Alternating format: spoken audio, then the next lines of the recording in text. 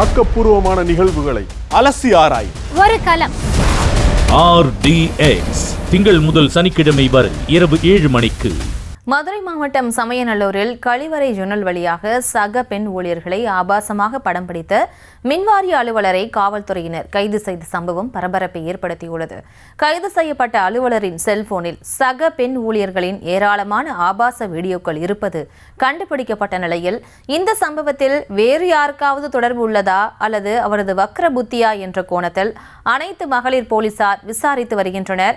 அது பற்றிய செய்தி தொகுப்பை தற்போது பார்க்கலாம்.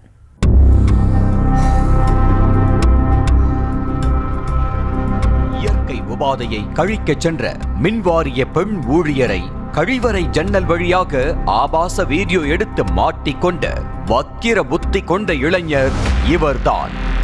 மதுரை மாவட்டம் சமயநல்லூர் மின்வாரிய செயற்பொறியாளர் கோட்ட அலுவலகத்தில் ஜூனியர் கணக்கராக பணிபுரிந்து வரும் பெண் ஊழியர் ஒருவர் இயற்கை உபாதை கழிப்பதற்காக அலுவலக வளாகத்தில் உள்ள கழிப்பறைக்கு சென்றுள்ளார். அப்போது அதே அலுவலகத்தில் வணிக பிரிவு ஆய்வாளராக பணியாற்றி வரும் சக ஊழியரான ராஜேஸ்வரன் என்பவர் அப்பெண் ஊழியரை பின்தொடர்ந்து சென்று கழிப்பறையின் ஜன்னல் வழியாக செல்போனில் வீடியோ பதிவு செய்திருக்கிறார். அதனை பார்த்து அதிர்ச்சி அடைந்த அப்பெண்மணி சத்தம் போடவே அங்கிருந்து தப்பி ஓடிய ராஜேஸ்வரன் எதுவும் நடக்காதது போல அலுவலகத்தில் தமது இருக்கையில் சென்று அமர்ந்திருக்கிறார். பெண்ணின் அலறல் சப்தம் கேட்டு ஓடி வந்த சக பெண் ஊழியர்களிடம் அப்பெண் நடந்ததை எடுத்து கூறி அழுதிருக்கிறார். இதையடுத்து பாதிக்கப்பட்ட பெண் ஊழியர் மின்வாரிய கோட்ட செயற்பொறியாளர் ஜெயலட்சுமியிடம் முறையிட்டுள்ளார்.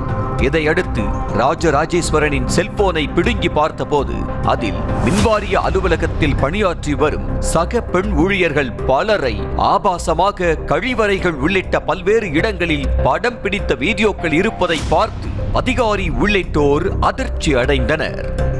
இதனைத் தொடர்ந்து பாதிக்கப்பட்ட பெண் அளித்த புகாரின் பேரில் மதுரை செல்லூர் அருண்தாஸ்புரத்தைச் சேர்ந்த 33 வயதான மின்வாரிய வணிக பிரிவு ஆய்வாளரான ராஜேஸ்வரனை சமயநல்லூர் அனைத்து மகளிர் போலீசார் கைது செய்தனர். இந்த சம்பவத்தில் வேறு யாருக்காவது தொடர்பு உள்ளதா என்பது குறித்தும் கைது செய்யப்பட்ட ராஜேஸ்வரனிடம் போலீசார் விசாரித்து வருகின்றனர். ஆக்கப்பூர்வமான நிகழ்வுகளை அலசி ஆராய் ஒரு களம். RDX திங்கள் முதல் சனிக்கிழமை வரை இரவு 7 மணிக்கு.